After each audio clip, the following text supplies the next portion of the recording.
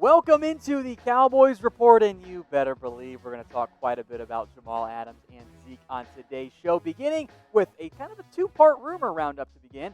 Is Zeke feeling good, and does he want Jamal Adams? Well, yeah, 4 stars on this one. Shouldn't be a surprise on either front, quite frankly. Elliott, as part of his recent Twitch streams, has been asked about how he was feeling and about Jamal Adams.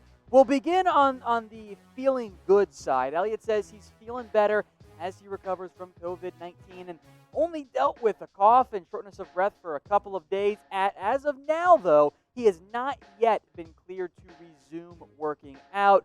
On the negative side, Elliott did indicate some concerns around the NFL returning, which I think are perfectly valid from Zeke's perspective. Here's what he had to say. I just feel like there's a lot of moving parts that have to be figured out. I just don't know how they can keep the players healthy. You got to put the health of the players first. Elliott then continued. And it's not even so much, I would say, the players' health, but about their families. A lot of people have kids. They may have kids with asthma. They may have newborn babies. Their parents or grandparents may live with them. We have to find ways to make sure that the players and their families, and the coaches also and their families, aren't put at risk. Now, we'll discuss the Hall of Fame game change here later on in the show, but I think that's a very valid concern, not just from the players, but from the NFL and the NFLPA. Those are things that the NFL is going to have to try to figure out as we get closer and closer to training camp in late July, and, of course, the start of the NFL season.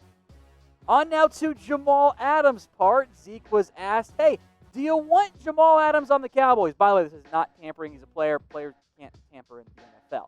And Zeke says he would love to have Jamal Adams on the Cowboys, which is like, duh, of course he would.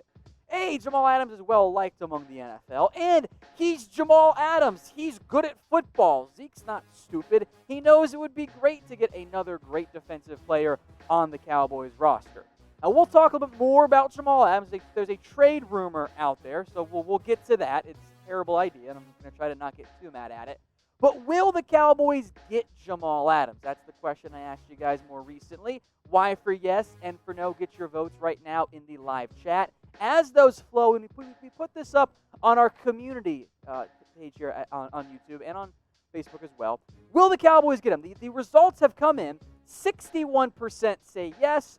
39% say no. I am not surprised by it. I would venture to say that many of us are trying to speak positivity around Jamal Adams and the Cowboys into existence here. So we will come back with this here and have a little more in-depth discussion around Adams. But first, there is a Cowboys t-shirt that I want to let you guys know about. 4th of July theme, because nothing is more American than the 4th of July and America's team. Head over to chatsports.com/Cowboys4th. That t-shirt, fully stocked, in supply, all sizes for now. I know how quickly you guys can sell them out of stock. 20% off as well for today. So go check it out, chatsports.com/Cowboys4th. That link will be in the comments and it will be in the description.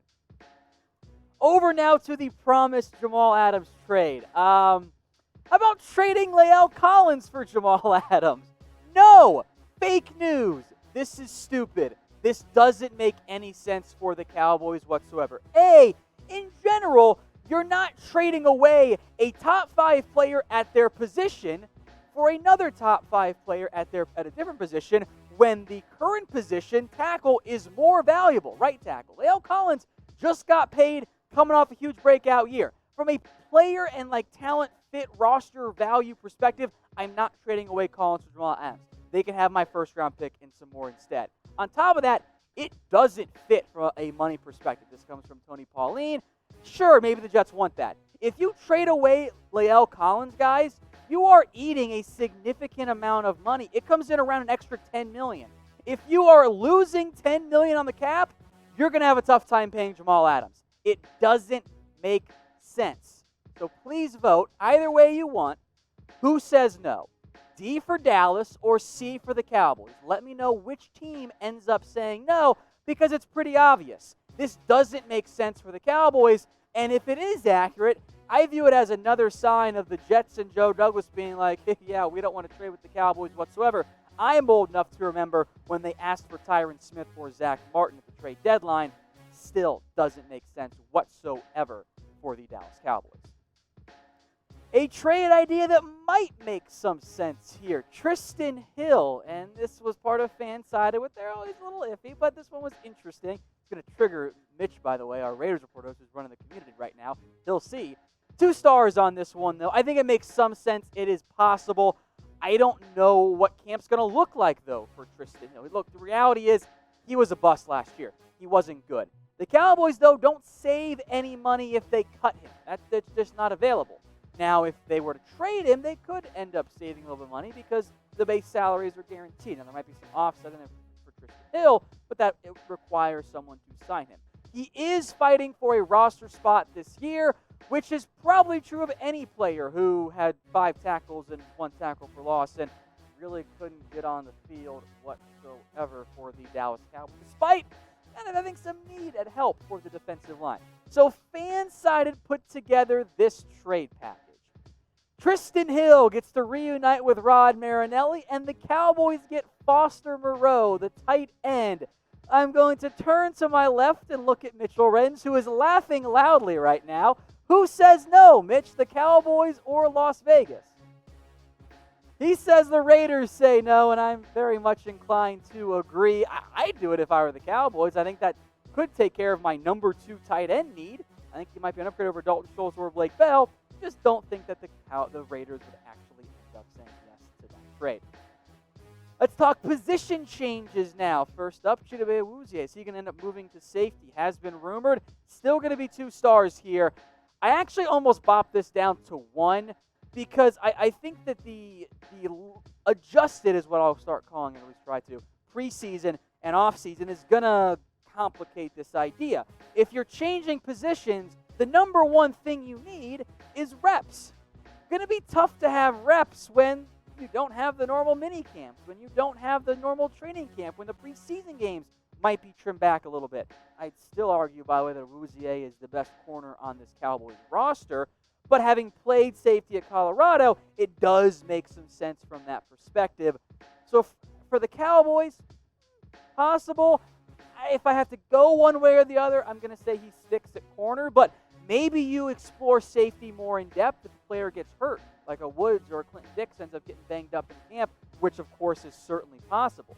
So I would prefer to keep Woozy at corner. I just think he's better there, and hopefully, fingers crossed, a scheme change would greatly benefit Woozy at that position. But I do want to hear from you guys here as well. Where do you want him to play? S for safety, CB for cornerback. You guys know what those mean. I think corner would win most, but I know a lot of you guys are kind of out on Woozy as well.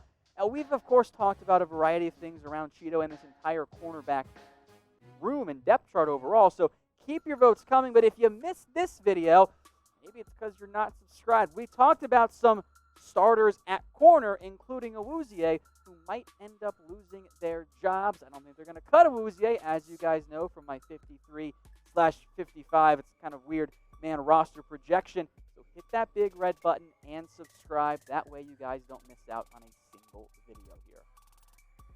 Now, maybe one of the ways in which Woozy ends up moving to safety is if Darryl Worley can earn a starting job. I'm only going to give that 1 star. Now, he signed after the NFL draft. The Cowboys picked him up. He fits what they want to do at the position, and he has plenty of starting experience. He's also on his 4th team since 2017. That's probably a bit of a red flag. And although I think there's some upside with Worley, I don't think he played it that great for the Raiders.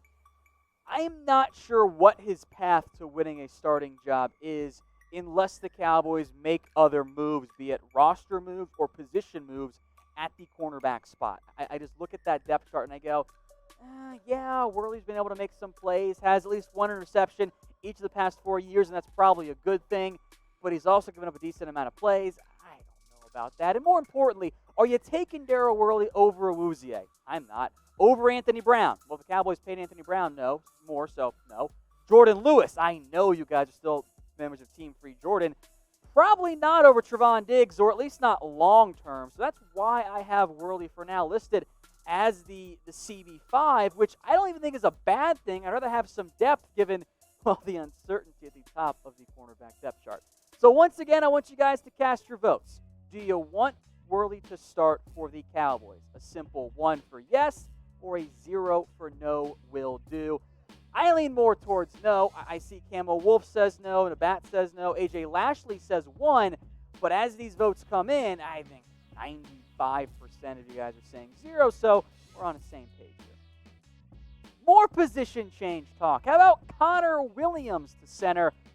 Also the 1 star. God, I say I'm being a little bit negative again today. Sorry, guys. But I'm going to keep Williams at left guard, much like how I said keep Lael Collins at right tackle up until I wanted to trade him. But we're going to ignore that second part. Williams is athletic enough to handle the center role, but it's a similar mindset for me, is that when I have a young player who has been banged up a little bit, hasn't had much stability or consistency, I'd like to provide some consistency. And I think that was a huge reason why Lael Collins had his breakout year. Now, I'm not saying Connor Williams is suddenly going to be as good as Lael or have a similar breakout year, in part because he is still banged up right now. But I don't want to have a player have his second position change in his NFL career from left tackle at Texas to left guard, then over to center. I guess that's an easier transition, but I'd like to have some stability. I can get by with Joe Looney. I can see what Tyler Biadasz can do for me. Maybe I can move Connor McGovern there since he's actually played center before. I just don't want to hand the role to Williams there.